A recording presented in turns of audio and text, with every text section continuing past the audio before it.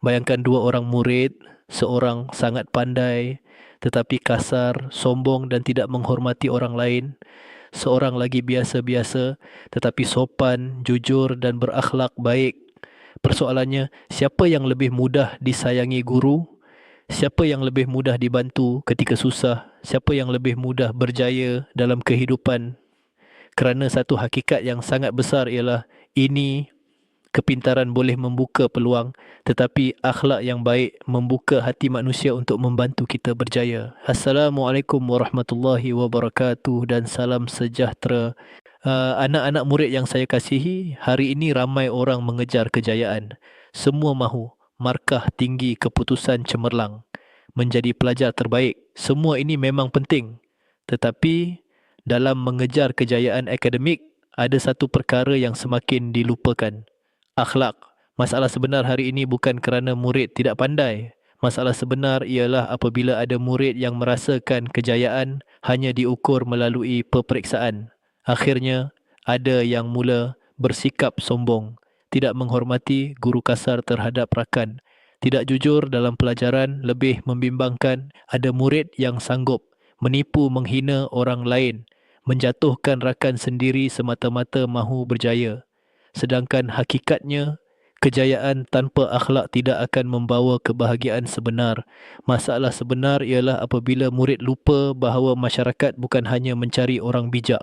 Masyarakat mencari manusia yang boleh dipercayai, berakhlak, bertanggungjawab, menghormati orang lain. Hari ini mungkin seseorang berjaya kerana kepandaiannya. Tetapi untuk terus dihormati dan dipercayai, akhlaklah yang menentukan. Masalah sebenar ialah apabila murid terlalu fokus membina keputusan peperiksaan tetapi lupa membina karakter diri. Mari kita fahami satu prinsip penting dalam kehidupan.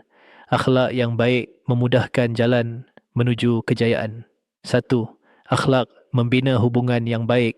Murid yang berakhlak disayangi guru, dihormati rakan, dipercayai orang lain. Apabila hubungan baik terjalin, banyak pintu kebaikan akan terbuka. Dua, akhlak membentuk disiplin diri. Akhlak bukan hanya tentang sopan santun. Akhlak juga melibatkan kejujuran, amanah, disiplin, tanggungjawab. Semua ini sangat penting untuk kejayaan akademik dan kehidupan. Tiga, orang berakhlak mudah mendapat sokongan. Dalam kehidupan ini, ramai orang sanggup membantu individu yang rendah diri, menghormati orang lain, berusaha dengan baik. Akhlak yang baik menarik doa dan sokongan daripada orang sekeliling. Anak-anak murid yang saya kasihi, saya ingin berkongsi satu kisah. Seorang murid sangat cemerlang dalam akademik, namun dia suka memandang rendah orang lain. Dia kasar terhadap rakan-rakan, tidak menghormati guru. Lama kelamaan, ramai orang tidak selesa dengannya. Dia mungkin pandai tetapi sukar mendapat kepercayaan dan penghormatan. Kisah kedua, seorang murid sederhana dalam pelajaran, namun dia sangat berakhlak. Dia sentiasa membantu rakan hormat guru bercakap dengan sopan jujur dalam peperiksaan guru-guru, sangat menyayanginya. Rakan-rakan menghormatinya. Perlahan-lahan dia semakin yakin dan berjaya.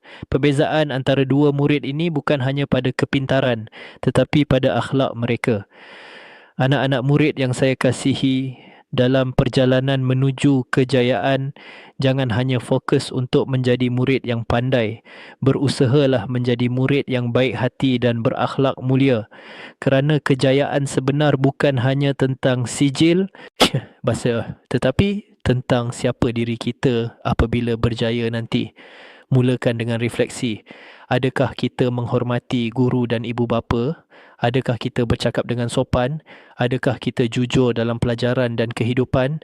Mulakan dengan langkah kecil, beri salam dan senyuman, hormati semua orang, elakkan bercakap kasar, bantu rakan yang memerlukan. Jika anda rasa perkongsian ini memberi inspirasi, saya jemput anda semua untuk subscribe channel Pengetua AI.